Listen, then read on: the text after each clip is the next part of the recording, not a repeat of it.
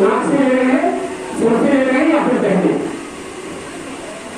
तो इसलिए महापुरुष कह रहे हैं कि हम स्वाद जो है स्वाद जो है कितना हमें कितनी देर के स्वाद आता है। महापुरुषों ने कहा केवल होठों तक एक जीव और होठ, जब जीव और होठ पर स्वाद लगता है तब लगता है चीज अच्छी है, और जीव से जैसे अंदर जाती है फिर वो मैला बन जाता है।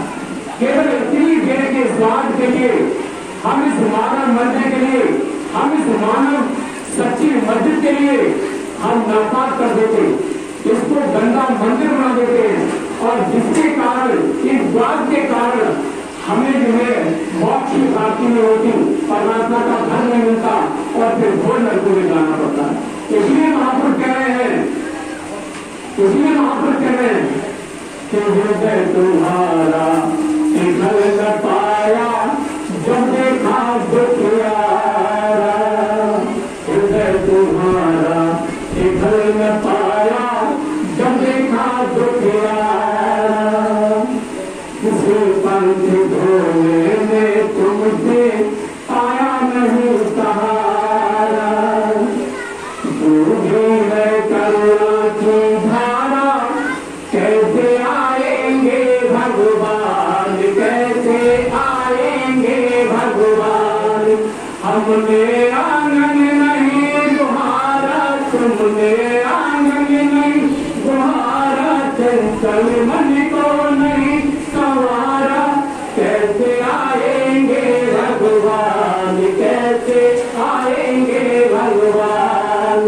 और आगे कह रहे जो निर्मल मन हो तो रघुनायक सबरी के भर जाते, जो निर्मल मन हो तो रघुनायक सबरी के भर जाते।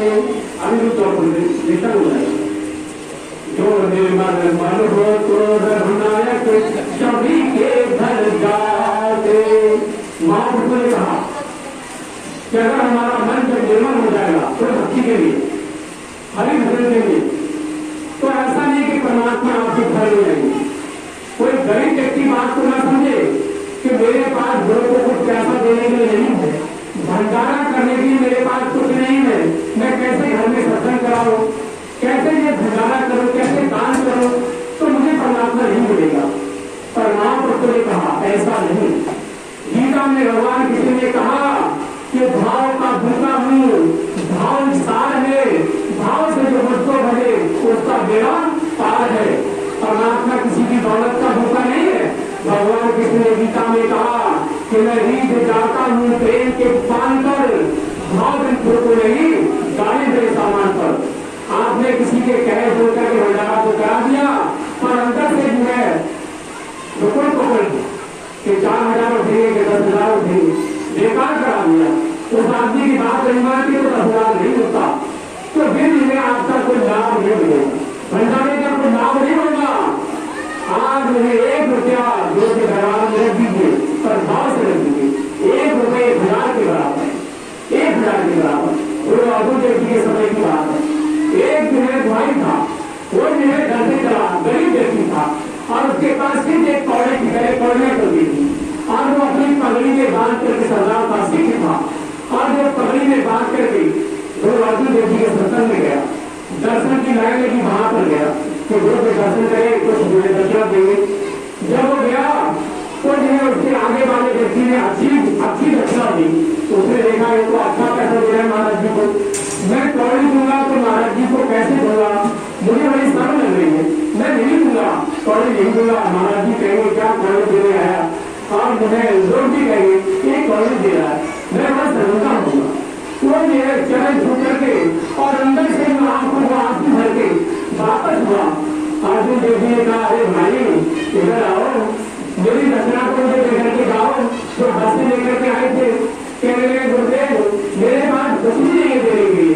अरे बोले भाई झूठ मत बोलो, पगड़ी में जो बना हुआ है वो मुझे दे दो। कहने हजूर 1 करोड़ है। अरे बोलो 1 करोड़ तुम्हारी 1 करोड़ के बराबर है। आपका भाव मैं देख रहा हूं, आपने कौड़ी को कैसे समझ होगा, लगूं। इसलिए ये ऐसा नहीं समझे कि कोई गरीब व्यक्ति है उसको परमात्मा नहीं मिलेगा। एक लाइन बोलूंगा, दादा आगे नहीं बोलूंगा। ये सबरी माता की बात आई, पिक्चर मेरे पास मन लग रहा है सबरी के घर जाके। सबरी माता जो है, सबरी माता बड़ी गरीब थी और अनुसूचित जाति की थी, अनुसूचित जाति की थी।